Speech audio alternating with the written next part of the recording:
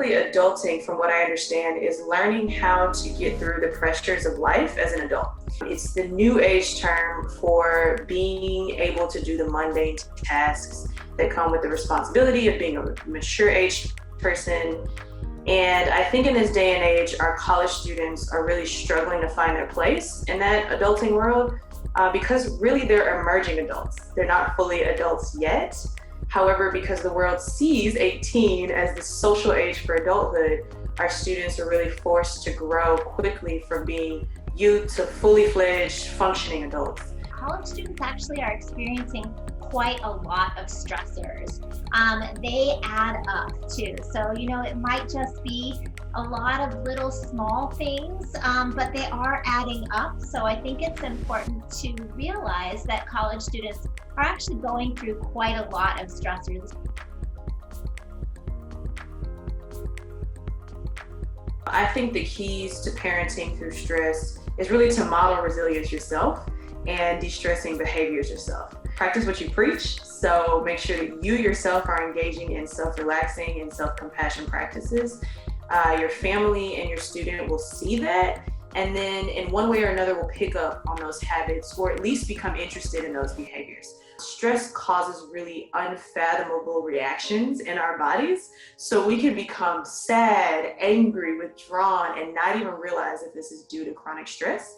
So be patient with yourself, be patient with others, and if needed, just take a step back, take a breath before saying or doing the next thing, and that should help with moving through those stressful times. Again, it might be just working with your student on thinking about, are there ways to solve the problem? Are there ways that we can help you manage those emotions? But also really encouraging your student to talk about how things are making them feel, to really allow them to express those emotions and to try to find labels for those emotions of how are you really feeling. Is it stress, or are you feeling disappointed about something, or exactly what you're feeling, and acknowledging that students are going through quite a lot during this transition to college.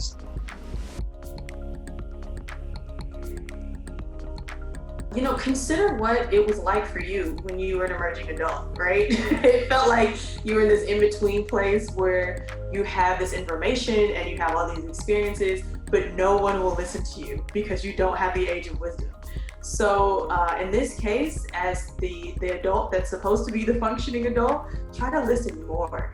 See if you can use that interviewing technique of talking only 35% in the conversation and allowing your student to take the other 65%. And from that mindful listening, see what you can learn. Let them lead, you follow, and see what you can do to work through those challenging dialogues. One of the things that we're learning through research is that it's not just about our students coping with emotions, but in fact, as parents, we have our own emotions and our own stress, and we need to pay attention to those emotions and the way that we regulate our emotions. So it turns out that, in fact, we have evidence that shows that taking care of yourself and your own emotions is just as important as taking care of your adult child.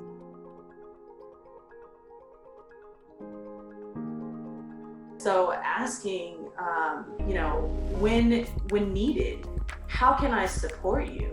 And then seeing what ways that comes out, right? Asking them, seeing what ways that comes out. And then when you do it, it actually shows actions of building trust. So, I would definitely say especially in those ways where we're separated right now, having those physical distancing situations, support in the ways that I want to be supported is really important. Trust, it's really being consistent. And I think it's really being there for your student. Maybe if you have, a weekly time where you always have time to talk on the phone, that's a really good time to really focus on your student and help continue to build that warm relationship that you've had throughout their lives.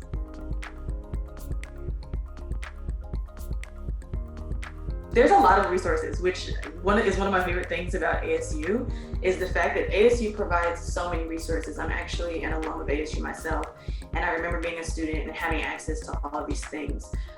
One of the newest resources that we have is actually the Center for Mindfulness, right? So the Center for Mindfulness, Compassion, and Resilience has a plethora of resources on our website, and you can find this at mindfulnesscenter.asu.edu.